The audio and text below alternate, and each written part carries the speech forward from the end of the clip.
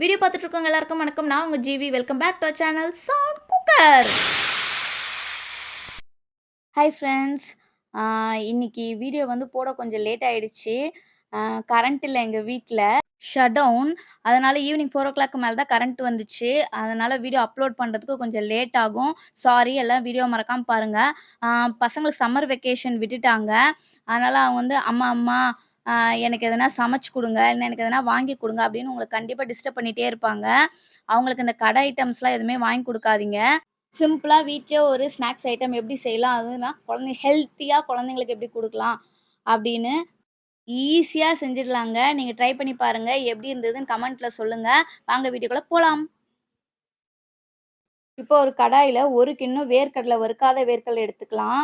அத நிறம் மாறாத அளவுக்கு வறுத்துக்கோங்க. லேசா வறுபட்டா போதும்.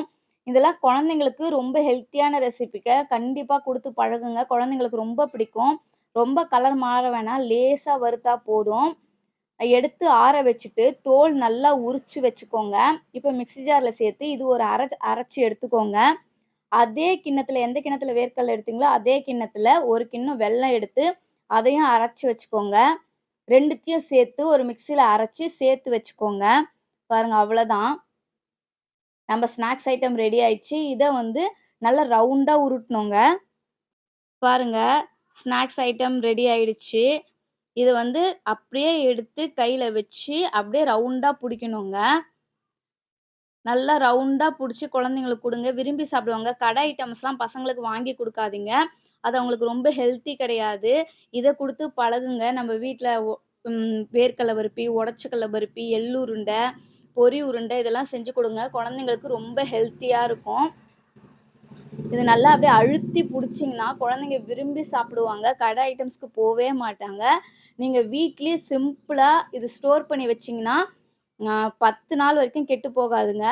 ரொம்ப செலவும் கிடையாது. வேர்க்கடலையும், வெல்லம் மட்டும் இருந்தாலே அருமையான ரெசிபி தயாராயிடும். நீங்க வீட்ல ட்ரை பண்ணி பாருங்க. எப்படி இருந்ததுன்னு எனக்கு கமெண்ட்ல சொல்லுங்க.